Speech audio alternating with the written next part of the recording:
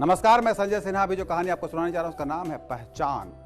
मुझे जब भी मौका मिलता है मैं धोबी और उसके गधे की कहानी आपको जरूर सुना बैठता हूं। कई बार इस कहानी को सुनाने के पीछे मकसद इतना ही है कि आप हीरे की कद्र करना सीखें, नहीं तो फिर बाद में आप भले धोबी को कोसते रहें, असल में गलती आपकी होगी, नुकसान भी आपका ही होगा। आप कह सकते हैं कि संजय सिन्हा, अचानक आप फिर से धोबी और उसके गधे की कहानी क्यों सुनाने बैठ गए?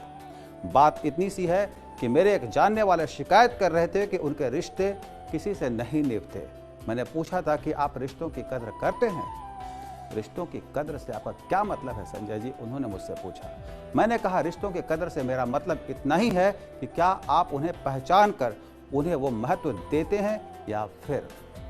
वो चुप रहे। मैंने वहीं उन्हें धोबी और उसे गधे की कहानी सुनाई। एक धोबी था, उसके पास एक छोटा सा गधा था।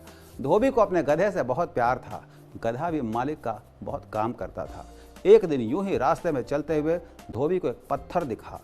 पत्थर चमक रहा था। धोबी ने पत्थर उठाकर देखा, पत्थर चमकीला और सुंदर लगा तो उसने पत्थर को एक धागे में लपेटकर गधे के गले में लटका दिया। धोबी खुश, गधा भी खुश, दोनों मस्त भाव से चले जा रहे थे।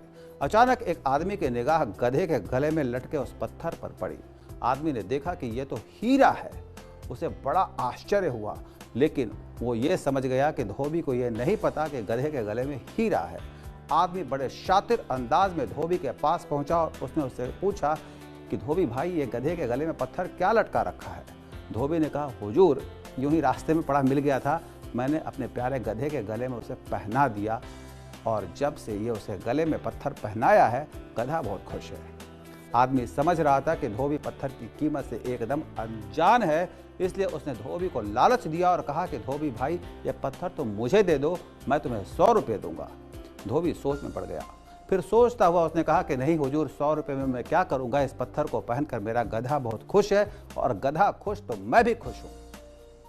आदमी धोबी के साथ साथ चलता रहा, बातें करता रहा और मोल भाव बढ़ाते हुए 500 रुपये तक पहुंच गया, लेकिन धोबी नहीं माना। आदमी भी पक्का था, लगा रहा पीछे पीछे।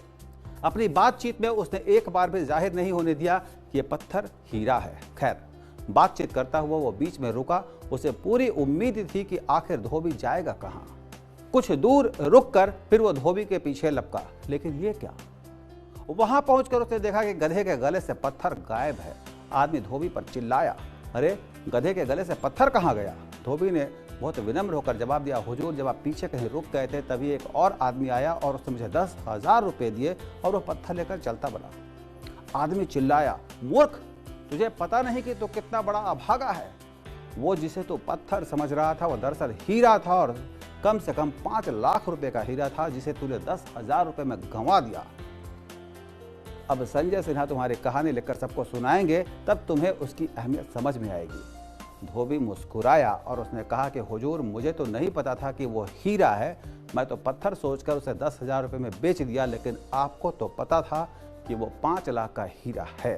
फिर आप ये 100 रुपये और 500 रुपये का मोल भाव पिछले 4 घंटों से क्यों कर रहे थे? ये 100 और 500 की जगह अगर 5 या 10,000 इसी कीमत आपने लगाई होती तो आपको मैं ये दे दिया होता। और मुस्कुराते हुए उसने कहा कि अब तय आप कीजिए कि मूर्ख कौन है, मैं या आप? अभागा कौन है, मैं या आप? मेरे प्रिय दर्शकों, आपको पहचानने में जिसने भूल की हो उसके लिए कभी आप अफसोस मत कीजिएगा।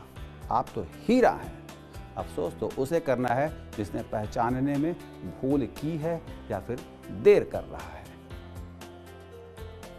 उम्मीद है कहानी का मर्म बिल्कुल आप तक पहुंच गया होगा और अब आपको ले चलता हूं संदेशों के संसार में। हाय संजय सिन्हा सर, हमें आपकी कहानी बहुत अच्छी लगती है। हम आपकी कहानी अपने परिवार के साथ बैठ के देखते हैं। आप ऐसी कहानी सुनाते रहिए, आपकी कहानी बहुत प्रेरणादायक होती है। जय हिंद, जय भारत। नमस्कार, आपकी कहानियाँ